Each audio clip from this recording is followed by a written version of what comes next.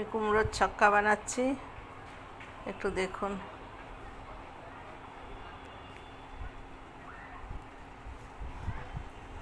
পাঁচফোড়ন দিলাম তেলেতে, কাঁচা লঙ্কা চিড়ে দিলাম, যার যেরকম ঝাল খাবেন সেরকম দেবেন, কিন্তু কাঁচা লঙ্কাই দেবেন। প্রথমে আলুটা দিয়ে একটু নাড়াচাড়া করে নেব, তারপর কাঁচা কুমড়ো দিয়ে বানিয়েছি।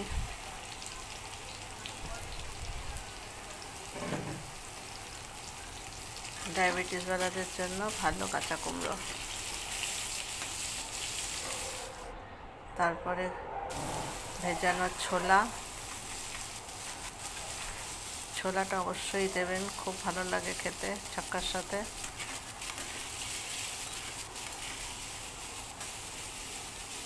ভালো করে এবার সেটাকে ভাজা ভাজা করবেন, নাহলে কাঁচা গন্ধ ছাড়বে। তেল একটু বেশি দেবেন।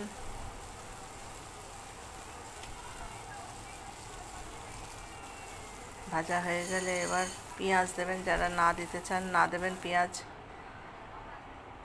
টমেটো দিয়েছি, নুন হলুদ যেমন নর্মাল দেওয়া হয়, দিয়ে ভালো করে আবার স্লো আঁচেতে ভাজতে হবে। স্লো আঁচেতে একটু ভেজে টেজে নিয়ে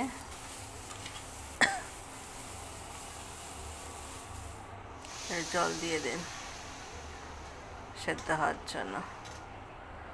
দিয়ে তারপরে একটু চিনি, একটু ধনেপাতা,